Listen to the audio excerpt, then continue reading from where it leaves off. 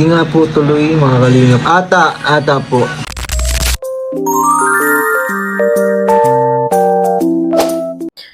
OMG, cancelled. Wala na, hindi natuloy. Anong nangyari? Wala na bang aabangan? Ano po kaya ito mga kalingap? Ating alamin at pag-usapan ngayong araw. Pero bago po ang lahat, isang mapagpalang araw at gabi sa inyong lahat. Mag love shoutout sa lahat ng ating listeners, viewers, and subscribers saan mang sulok ng mundo. Mapaluzon, Visayas, at Mindanao. Lalong-lalo na po sa ating mga kababayang OFW. Kamusta po kayo mga kalingap? Mabuhay po kayo hanggat gusto nyo. At kung bago ka pa lang sa aking munting YouTube channel, huwag ka nang mahiyang mag-subscribe, like, share, and comment. Huwag mo na rin kalimutang i-click ang notification bell nang sa ganon ay updated ka sa aking mga paparating na video. At syempre, patuloy po nating suportahan si Kalingap Rab at ang ating ama ng Kalingap, ang nag-iisang founder, si Kuya Val Santos Matubang. Kung maaari po ay no skip ads nang sa ganon ay mas marami pa tayong malingap na nangangailangan.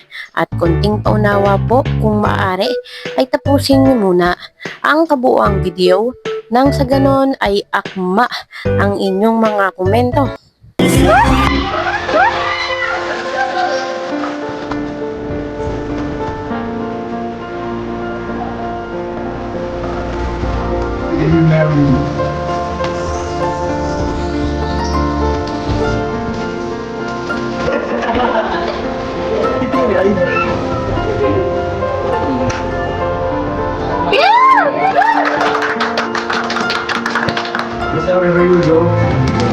Yeah.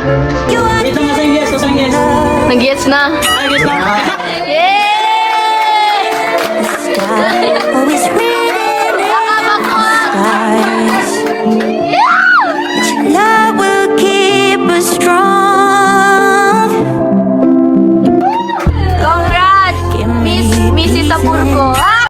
Ayun, napanood naman po natin mga kalingap na nag-propose na si Kalingap JJ dito nga po kay Kakay.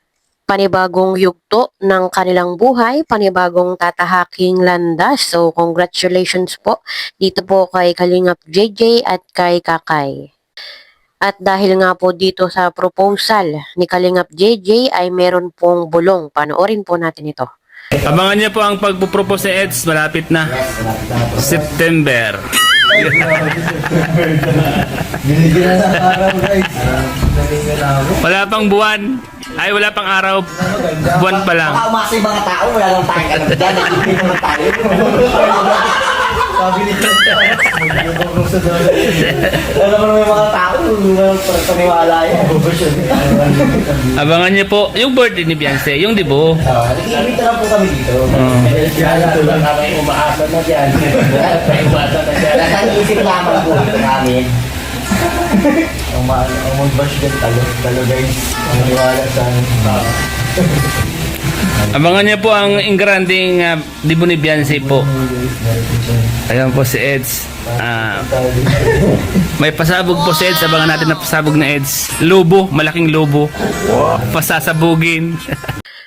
Ayun, at napanood naman po natin mga kalingap na nagpapahiwatig kung meron bang proposal ding magaganap sa mismong birthday ni Bibi Viancy. Hindi naman po sa tayo ay umaasa, medyo lang ano po, na merong mangyayari, merong magaganap na talagang pasabog sa mismong birthday ni wifey. Pero malay nga po natin mga kalingap ay merong aminang mangyayari, merong magaganap. Yun po talagang pinakahihintay ng lahat. Maganda po, maganda. Maganda ang vlog, nakakakilig. Wala akong masabi. Kundi abangan nyo na lang po guys. Abangan nyo ang eksena ng EDC. May eksena guys sila. Ang ganda. Part 85. Part 85 na. Tama, part 85 guys. Wala pong part 85 pero parang part 85 kanina yung nangyayari guys. Sa sobrang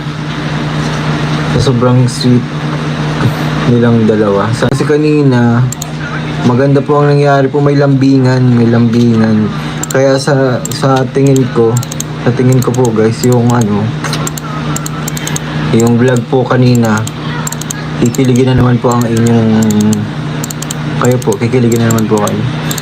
Ayun, narinig po natin mga kalingap na meron nga daw pong vlog na ginawa ang EDSI at ito po ay kaabang-abang dahil meron nga daw pong pakilig at sweet moments ang EDSI na dapat talaga po nating abangan.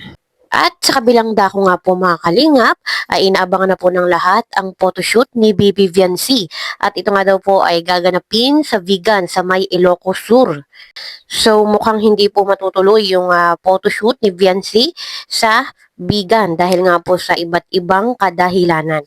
Narito po yung buong pahayag ni Kalingap JJ, panoorin po natin. Kaya nang alis nila papuntang Bigan. Yung Bigan, hindi pa yan sure ata guys, kanina.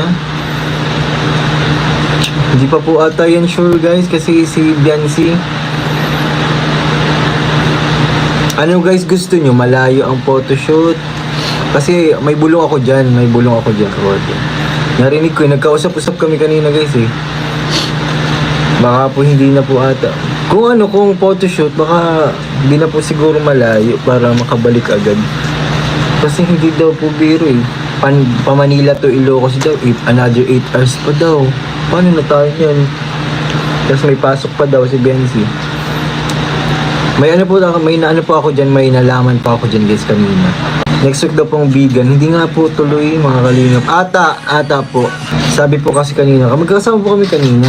Hindi daw po ata tuloy guys. Sa kadahilanan na busy daw po, tapos hindi pa na-confirm. Pero si Kuya Eds go siya.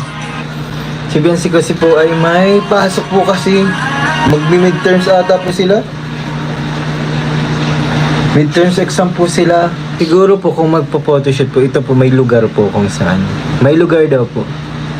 Sa Kamsur baka may maganda place. Hindi sa Bicol. Meron pong sinuggest kanina si Kalinga Parab. May sinuggest po kanina. Alam niyo po kung saan?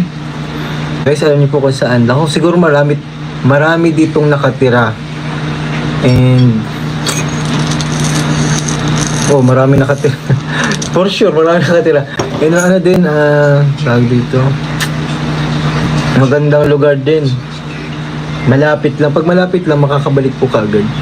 Ayun, napanood naman po natin mga kalingap na hindi pa nga po sure kung matutuloy ba yung photoshoot ni Viancy sa Vigan. Pwede nga matuloy, pwedeng hindi. Okay naman daw po yung schedule ng lahat, lalo na po itong si Papa Eds. At ang problema nga lang po ay itong si Viancy. Alam naman po natin na busy siya sa school at itong Vigan ay talagang malayo din po sa Bicol. So meron naman po silang ibang option kung saan po nila parang napupusuan gawin yung photoshoot ni Viancy. Panoorin po natin ito.